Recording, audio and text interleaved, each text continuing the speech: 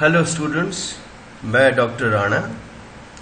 कल हमने morphological analysis 1 लिया था। उसके पहले 6 टाइप के मॉर्फीम्स के नाम देखे थे अपन ने।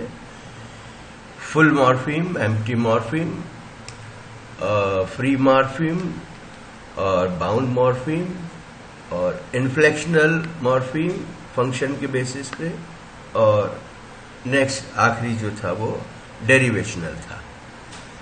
हमें एग्जामिनेशन में कोई भी शब्द दिया जाएगा तो नेचुरली उसमें बहुत सारे मॉर्फीम आगे पीछे जुड़े होंगे। जो आगे जुड़ते हैं उनको हम प्रीफिक्सेस कहते हैं, जो दाएं हाथ पे जुड़ते हैं उनको हम सफिक्सेस कहते हैं, जो बीच में लगते हैं वो इनफिक्सेस कहलाते हैं, और जो दिखते ही नहीं है वो फ्यूजन का केस कहलाते हैं। That is the case of fusion. जब हमें मॉर्फोलॉजिकल एनालिसिस के लिए वर्ड्स दिए जाते हैं तो एक उसमें बेस वर्ड हमको अंत में निकालना पड़ता है। कल हमने देखा उसी को। अभी मैं 2-3 वर्ड्स और आपके इसको मॉर्फोलॉजिकल एनालिसिस अपन करेंगे। उसके बाद आप अपने आप से जितने मर्जी आए उतने वर्ड्स को आप एनालाइज करते रहिएगा। और इस वर्ड फॉर्मेशन वाला जो हमारा हिस्सा है, जो हमने प्रीफिक्सेस और सुफिक्सेस के माध्यम से देखा है, ये वाला चैप्टर हमारा कंप्लीट हो जाएगा। कि यूनिट खत्म हो जाएगी, है ना। ये वर्ड हमने लिया है डीह्यूमनाइजेशन। अब आप ये देखिए, ये निगेटिव है। सबसे पहली चीज निगेटिव है, मतलब इसके आगे लगा हुआ है डी, जो उसको निगेटिव कर देता है। उसके बाद में हम देखेंगे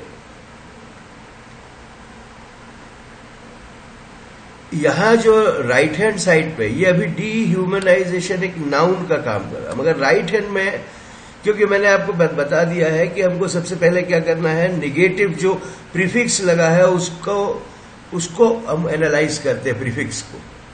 और प्रीफिक्स एनालाइज करने के बाद में हम आखिरी राइट हैंड साइड से सुफिक्स को लेते हैं और हम उसका नेचर देखते हैं, उसका फंक्शन देखते हैं। ये एम्प्टी है कि फुल है, या ये बाउंड है या फ्री है, निगेटिव बना रहा है, नाउन बना रहा है, इन्फ्लेक्शनल है, डेरिवेशनल है।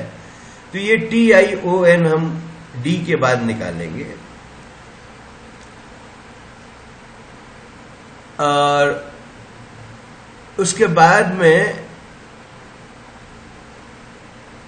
ये वाला हिस्सा है जो एक और नाइस, ह्यूमन के बाद में IZA वाला है, ये हमारा हटेगा। सबसे पहले डी, फिर TION, फिर नाइस।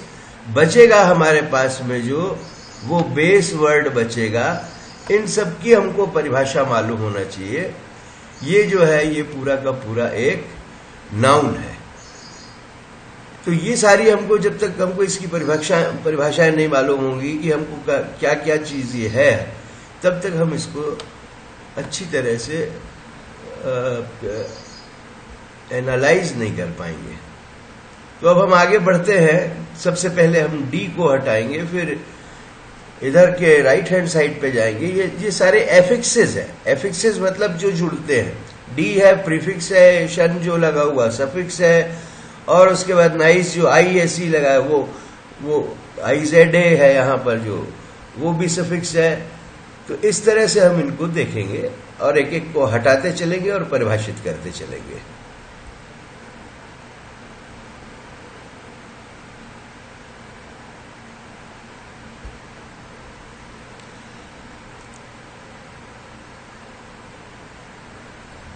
अब देखिए आप हमारे सामने ये डीह्यूमनाइजेशन है। इसको हमने सबसे पहले इसका प्रीफिक्स निकाल लिया, डी निकाल लिया।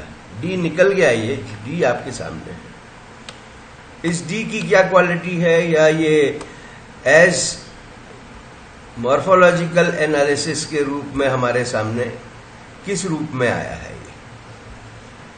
इसको हम क्या परिभाषित करेंगे, क्या क्या नाम देंगे, इसको देखिए आप। ये प्रीफिक्स है, बाउंड है, मॉर्फीम, एक तो मॉर्फीम है ही है, प्रीफिक्स है, बाउंड है, एम्प्टी है, इन्फ्लेक्शनल है और इसका काम नेगेटिवाइजर का है। अब हमारे पास बाकी का बचा हुआ शब्द है, वो है ह्यूमनाइजेशन। ह्यूमनाइजेशन जो बचा हुआ शब्द है, ह्यूमनाइजेशन एक नाउन है, ये हमने बता दिया। अब ह्यूमनाइजेशन को हम फिर से इसके जो मॉर्फीम्स इसके साथ लगे, अब तो प्रीफिक्स हट गया, प्रीफिक्स हटने के बाद हमारे पास अब केवल सारे सुफिक्स ही बचे हैं। तो हमने सबसे पहले निकाला TION, ये यहां पर आप देखिए, ये TION निकला हुआ है। ये TION जो है, इसको हम एनालिसिस में सुफिक्स कहेंगे। ये बाउंड भी है, बाउंड होने के साथ साथ एम्प्टी है, अपने आप में कोई अर्थ नहीं रखता है। फिर डेरिवेशनल है, डेरिवेशनल ये इसलिए है क्योंकि ह्यूमनाइजेशन जो है, मूल वर्ब हमारे वर्ड जो है, बेस हमारे पास जो है वो है ह्यूमन। ह्यूमन के बाद में बनाया हमने ह्यूमनाइज। ह्यूमनाइज जो थी वो थी एक वर्ब। वर्ब को इसने नाउन में कन्वर्ट कर दिया। आप लेफ्ट हैंड पे देखिए, ये जो है ये हमारे पास वर्ब मूलतः ये हमारे पास में था, इसमें हमने ला करके TION लगाया। तो TION ने इस ह्यूमनाइज वर्ब को, TION लगने के बाद यानी सुफिक्स लगने के बाद, बाउंड मॉर्फिम लगने के बाद, ये एम्प्टी मॉर्फिम लगने के बाद इसने क्या बना दिया, नाउन बना दिया। TION से ये नाउन बन गया, इसका पार्ट ऑफ स्पीच चेंज हो गया, इसलिए हम इसको डेरिवेशनल कहेंगे। अब आप ये देखिए, ये वाली जो थी यहां D जो था वो इन्फ्लेक्शनल था। क्यों इन्फ्लेक्शनल था? क्योंकि ये उसका पार्ट ऑफ स्पीच चेंज नहीं कर रहा था। हमें नाउन मिला था, नाउन के आगे D लगा दिया था तो भी वो नाउन ही था। मगर यहां पर अब हमने देखा कि ये वर्ब है ह्यूमनाइज, इसमें TION लगाया, ये हमारा जो मॉर्फीम है ये क्या है, सुफिक्स के रूप में लगा, और लगने के बाद इसने इसकी कैटेगरी, ग्रामेटिकल कैटेगरी जो पार्ट ऑफ स्पीच है, वर्ब से इसको नाउन में कन्वर्ट कर दिया। तो ये डेरिवेशनल हो गया। ठीक है। ये नेक्स्ट अपने पास अब TION हटाने के बाद क्या बचा, हमारे पास बचा सबसे पहले ह्यूमनाइज बचा हमारे पास। और ह्यूमनाइज में हमको पहले IZE निकालना है। तो जब ये IZE हमने निकाला तो IZE, अब आप फिर इसको देखिए, IZE किस पे लगा था, ह्यूमन पे। ह्यूमन होता है एडजेक्टिव, और IZE लगने के बाद वो क्या बन गया, वर्ब। इसलिए ये IZE क्या है, इसको एनालाइज करेंगे, इसको क्या नाम देंगे, इसको कहेंगे ये सफिक्स है, राइट हैंड साइड पे लगा नेचुरली वर्ड के, बाउंड है, एम्प्टी है, और ये भी डेरिवेशनल है क्योंकि इसने एडजेक्टिव में जुड़ने के बाद इसको वर्ब बना दिया, यानी इसकी ग्रामेटिकल पार्ट ऑफ स्पीच, इसकी कैटेगरी चेंज कर दी। और बचा हमारे पास क्या, ह्यूमन अकेला बेस वर्ड है, फुल है, कंटेंट है, और आप चाहो तो इसमें बेस भी लिख सकते हैं। तो ये बेस हो गया। तो ये वर्ड है बेस। ह्यूमन जो है वो बेस का काम कर रहा है, अपने आप में इकलौता स्टैंड हो सकता है।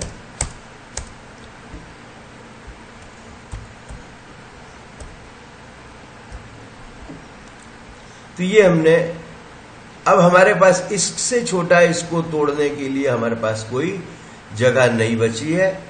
ये कंप्लीट हमारा एक डीह्यूमनाइजेशन नाम के शब्द का एक मॉर्फोलॉजिकल एनालिसिस हो गया है। चलिए अपन अगला शब्द लेते हैं। एक वर्ड आपको मान लीजिए परीक्षा में आया, कंप्यूटराइजेशन। कंप्यूटराइजेशन एक नाउन है। कंप्यूटराइजेशन एक नाउन है और इसमें अब आप देखिएगा कि आपको इसमें प्रीफिक्स नहीं मिला है, इसमें कोई प्रीफिक्स नहीं है। इसमें हमारे ये नाउन है और इसमें हमारे पास में क्या है, एक तो TION है जो सुफिक्स है। सुफिक्स है मतलब दाएं हाथ में जुड़ा है, दाएं हाथ पे जुड़ी हुई चीज सुफिक्स कहलाती है। तो कंप्यूटराइजेशन में हम सबसे पहले TION को तोड़ेंगे।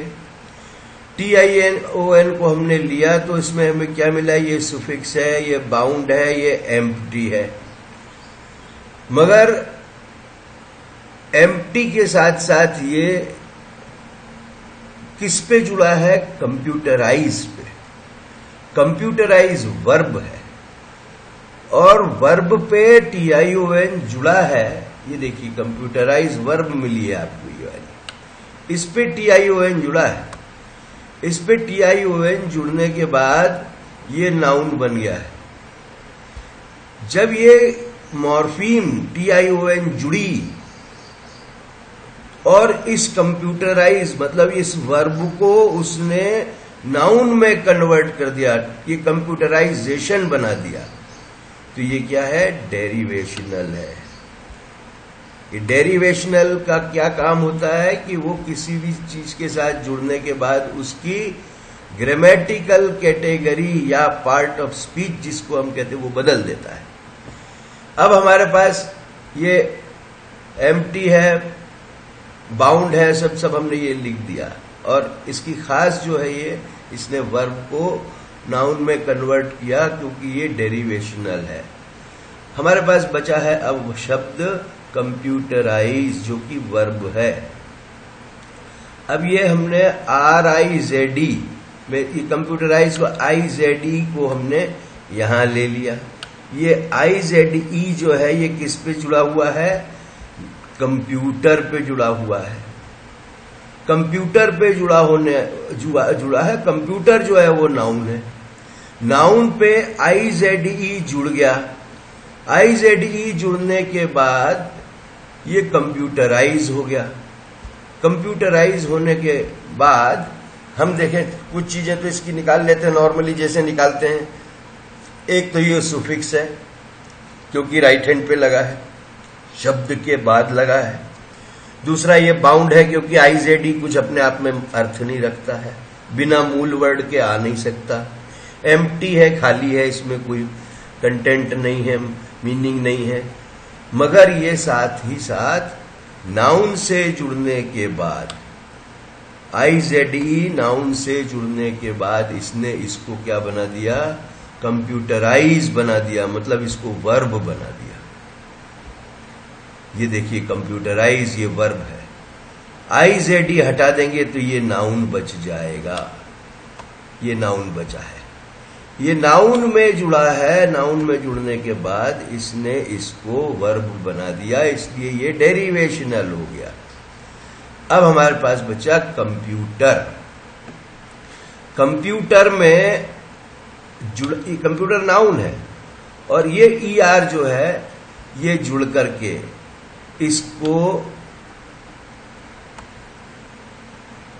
ER है ये हम देखेंगे इसको हम अच्छे से समझ लेते हैं इसको कि ये सुफिक्स है क्योंकि ये शब्द के दाएं हाथ पे जुड़ा हुआ है। बाउंड है क्योंकि ER अपने आप में कोई अकेला खड़ा नहीं होता, किसी के साथ आएगा। एम्प्टी है क्योंकि इसका कोई अर्थ नहीं है, खाली है, मीनिंगलेस है। मगर ये नाउन से जुड़ा है। कंप्यूटर नाउन है, कंप्यूटर में ER जुड़ने के बाद ये कंप्यूट वर्ब है।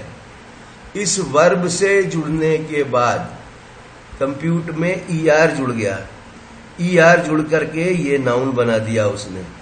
इस वर्ब को ER जोड़ने पर जब ये नाउन बन गया, इसका मतलब क्या है? ये डेरिवेशनल है, ये इन्फ्लेक्शनल नहीं है। डेरिवेशनल क्यों है? क्योंकि वो ऐसी मॉर्फीम जो किसी भी शब्द के साथ जुड़ करके उसकी जो पार्ट ऑफ स्पीच है उसको बदल देती है।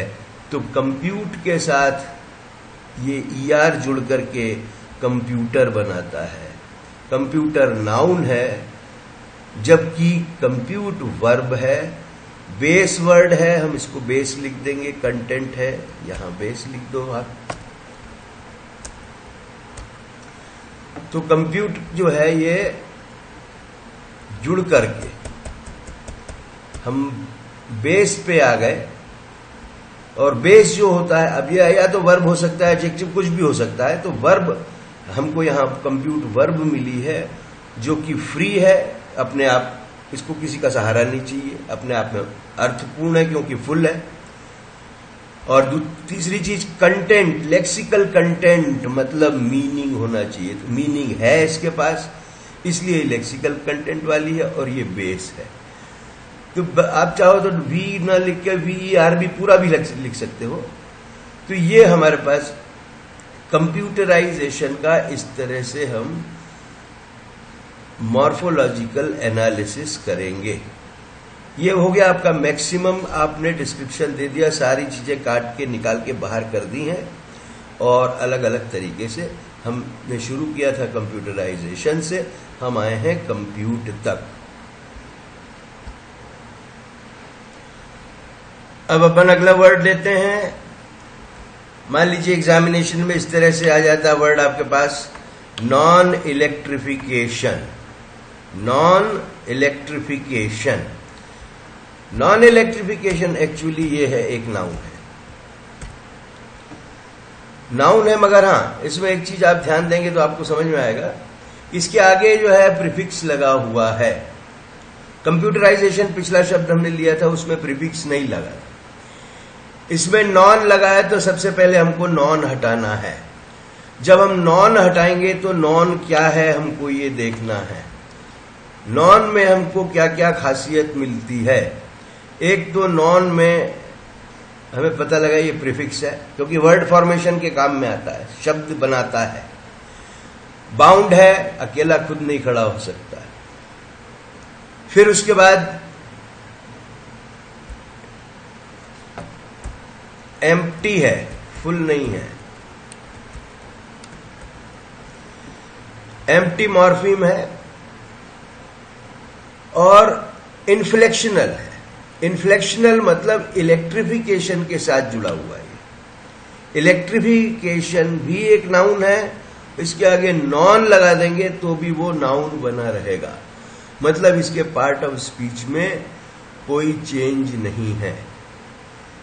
अब बचा हुआ वर्ड क्या है नॉन हटाने के बाद? इलेक्ट्रिफिकेशन है। इलेक्ट्रिफिकेशन जो है ये नाउन है। नाउन है, नाउन के साथ साथ ये फुल भी कर सकते हैं आप इसको। फुल होने के साथ साथ ये फ्री है क्योंकि बाउंड नहीं है। और इलेक्ट्रिफिकेशन अकेला पूरा ना, फ्री है और मीनिंगफुल है। तो कंटेंट है इसमें, मीनिंगफुल है, तो ये नाउन हो गया। अब हमारे पास इसको भी हमने फिर दो टुकड़े में तोड़ा, इलेक्ट्रीफाई। इलेक्ट्रीफाई में इलेक्ट्रीफाई वर्ब है, उसमें इलेक्ट्रीफाई के बाद इसमें CATION, इलेक्ट्रिफिकेशन के लिए स्पेलिंग के हिसाब से हमको CATION लगाना पड़ता है। अब केशन ये बनाया, इलेक्ट्रीफी या फाई और केशन। तो हमने ये जो है ये केशन, ये इतना हिस्सा निकाला, इसमें से इतना हिस्सा निकाला तो हमारे पास बचा इलेक्ट्रीफाई जो एक वर्ब है, और ये CATION हमने निकाला। तो ये हमारे पास ये जो है इस वर्ब पे जुड़ने के बाद इलेक्ट्रिफिकेशन बनाता है, वर्ब पे जुड़ने के बाद इसको नाउन बना देता है। ये वर्ब है, ये नाउन है, मतलब ये सफिक्स है, इसने उसको नाउन बना दिया केशन करके। यहां पर नहीं लिखेंगे इसको, यहां पे केवल हम ये लिखेंगे सफिक्स है, बाउंड है, एम्प्टी है और डेरिवेशनल है, क्योंकि वर्ब से जुड़ने के बाद इसने इसको नाउन बना दिया। अब बचा इलेक्ट्रीफाई। इलेक्ट्रीफाई जो है वर्ब है, फुल है, फ्री है और इसका अपने आप में वजूद है, इसलिए इसको हम फुल फ्री, इसके अंदर कंटेंट है। ये हमारा इतने सारे डिस्क्रिप्शन हम एक एक टुकड़े करके दे सकते हैं। तो एक वर्ड का ये हमारा मॉर्फोलॉजिकल एनालिसिस हो जाएगा।